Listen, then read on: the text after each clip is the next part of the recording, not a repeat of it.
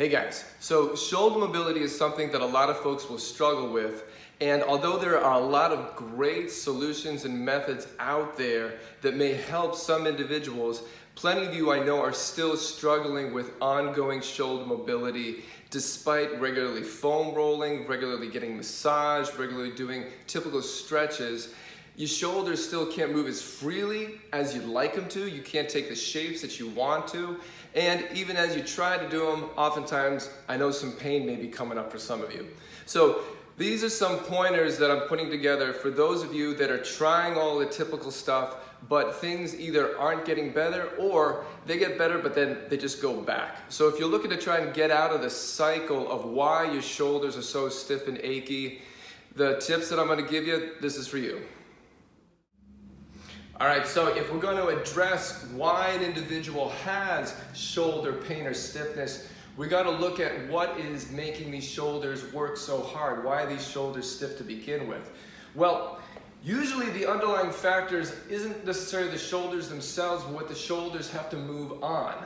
An enormous amount of what looks like shoulder mobility is actually rib cage torso mobility. And that's not this T-spine mobility that's oftentimes referred to, that being your thoracic spine. It's really more of the rib cage that your shoulder girdle has to sit and move on.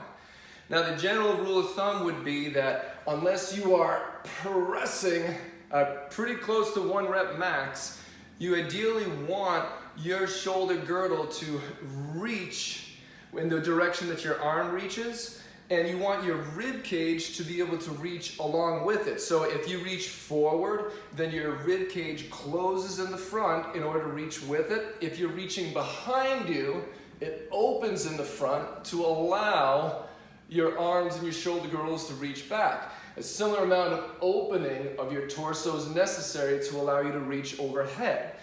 So when there are limitations of an individual to be able to reach out or above head or behind them, oftentimes there's limitations at the rib cage of being able to open in the front.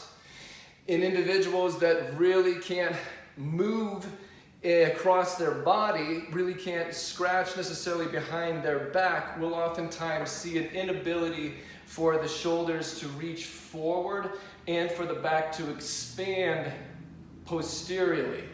So what we're going to look for is, does the individual, do you have the freedom to be able to open in the front, to let the arms go back, to let the arms go overhead, or to close in the front, open in the back, to let those arms reach forward ahead of you.